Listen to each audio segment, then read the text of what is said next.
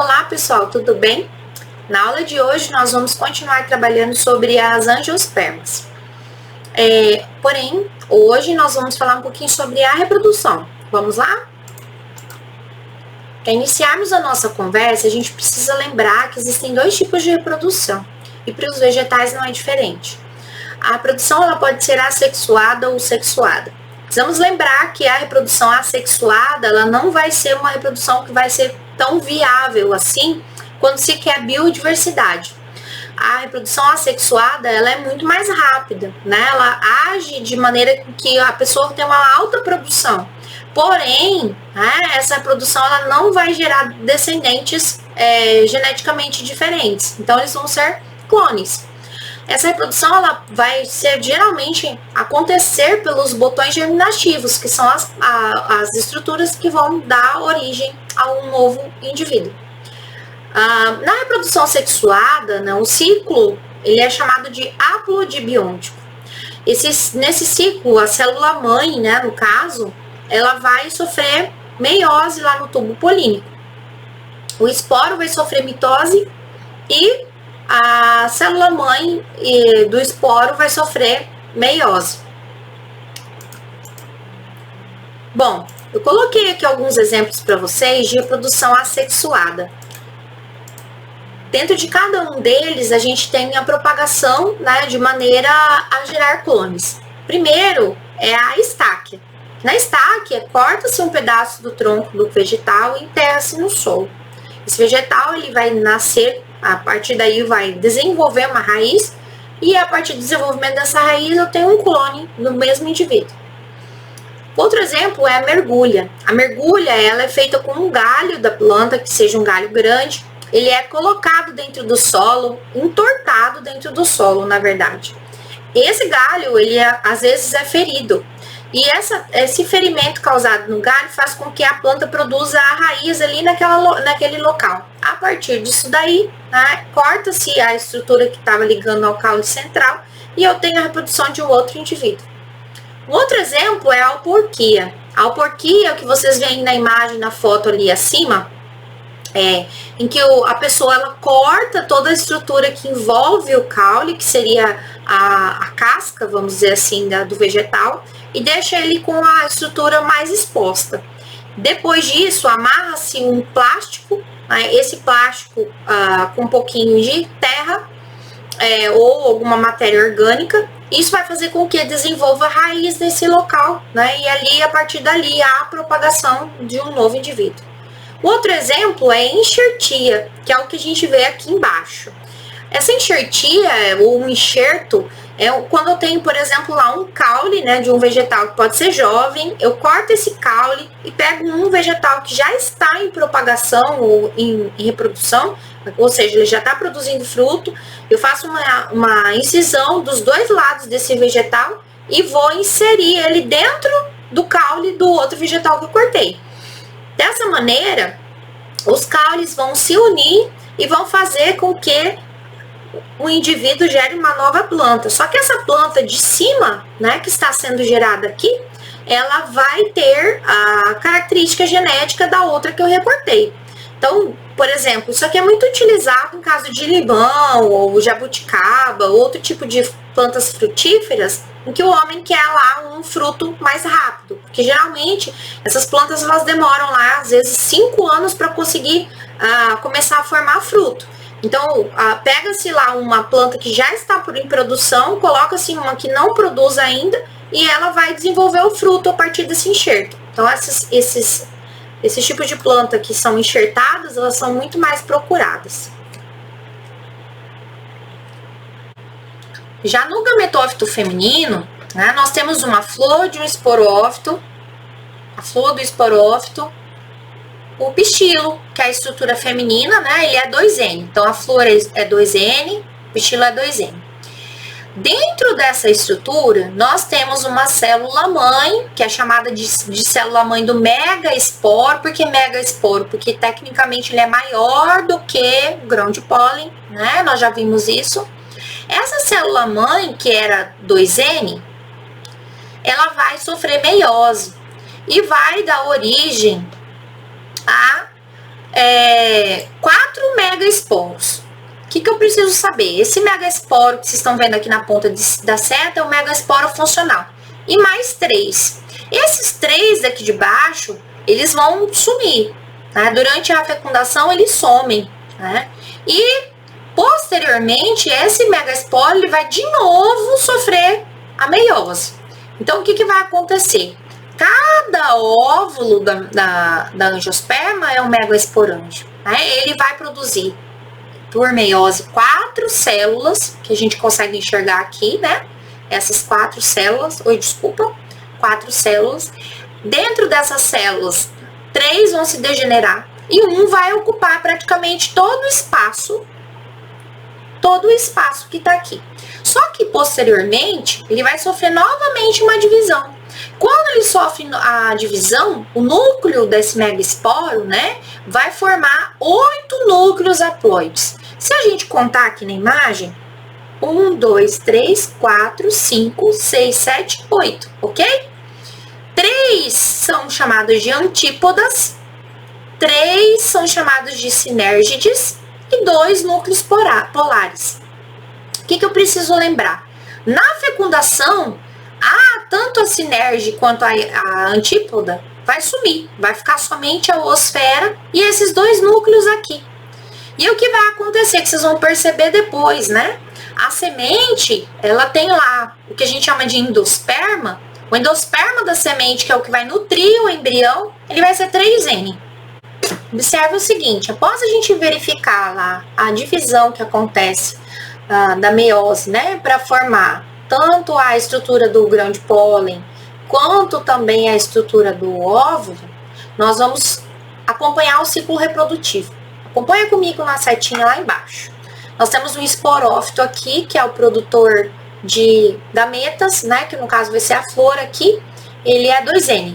Esse esporófito 2N, ele produz a estrutura floral que tem antera dos estames, né, que guarda o grão de pólen, e a estrutura lá do óvulo, que vai estar junto com o pistilo, também vai sofrer meiose. Então, ambos vão produzir. Aqui a gente tem um microesporo, que é N, que vai produzir o grão de pólen, tem os 2 núcleos lá, esse daqui e esse aqui, né?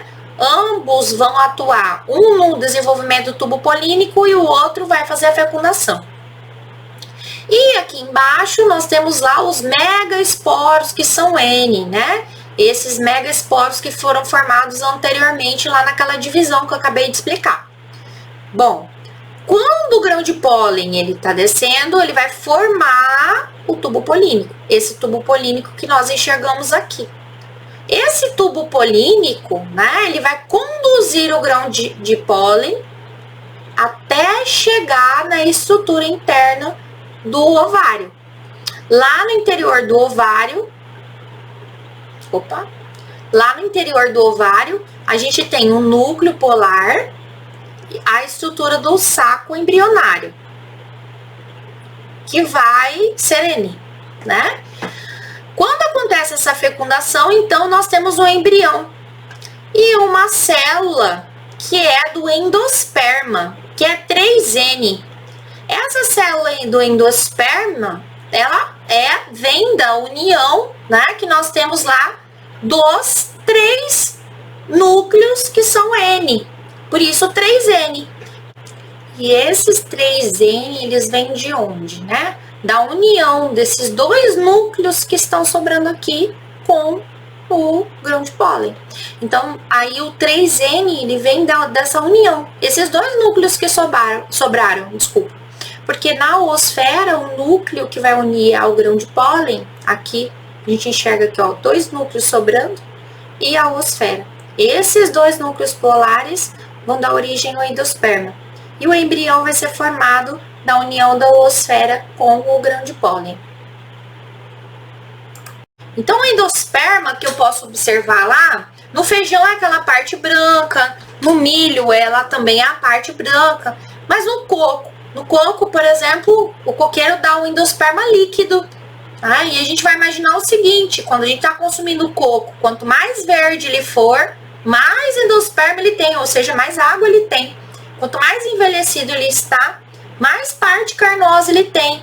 Ou seja, ele vai consumindo esse endosperma durante o seu desenvolvimento, justamente porque o coco vai usar daquilo ali, né? O coqueiro, a semente do coco, ela vai se desenvolver a partir daquele líquido. Assim como acontece no feijão, no trigo e assim por diante. Eles vão se nutrir a partir desse endosperma. Tranquilo? Bom, nós temos lá a dupla fecundação, né? Que ocorre lá, o núcleo espermático com a oosfera vai gerar um embrião 2N. O núcleo espermático mais os dois núcleos polares que vão ser N, vão formar o endosperma, que é 3N. A semente e o fruto. A semente vai ser desenvolvida, né, do óvulo que foi fecundado e desenvolvido. O ovário fecundado e desenvolvido vai dar o fruto. Então, a estrutura externa da semente, né, que é o ovário que vai recobrir aquela semente, é o fruto. Opa! Voltando aqui, né, nós temos isso aqui. A oosfera, né, a estrutura, a parede do ovário vai dar origem ao que a gente chama de pericarpo, que é a parte que envolve o fruto. O endosperma, que é a parte que vai nutrir o embrião, né? O endosperma, ele veio do núcleo 1, 2, né? E a oosfera dá origem ao embrião. Então, nós temos aqui endosperma 3N e o embrião, que é 2N. Ok? Bom, como que pode acontecer a polinização? A polinização, ela pode ser autopolinização ou ela pode ser polinização cruzada. No caso da autopolinização,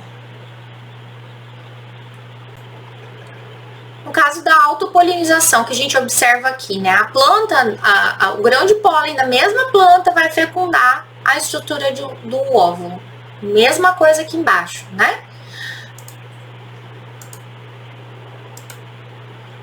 Além disso, né, nós temos a polinização cruzada, onde uma planta vai produzir a flor e esse grão de pólen desta planta vai para outra planta. Então, é cruzada, eu tenho biodiversidade maior aqui, né? Essa polinização, ela pode acontecer de diferentes formas, né? E existem estratégias para que ela aconteça. Então, pode acontecer, por exemplo, da planta ter algumas estratégias. A primeira estratégia é a dicogamia. Na dicogamia, o ovário e o estame vão evoluir em tempos diferentes. Ou seja, eu tenho lá o ovário desenvolvido, mas o estame não está pronto ainda. Então, o grão de pólen que está ali não vai fecundar ele. Ou vice-versa, né? Na ergogamia, a gente encontra uma barreira física, que pode ser o tamanho, por exemplo, do estame, que seja muito mais baixo em relação ao gineceu, que vai fazer com que ele não consiga ser polinizado por ele mesmo, né? Ele vai precisar ser polinizado por um inseto. Aí o inseto vem, carrega aquele grão de pólen para uma outra planta, né?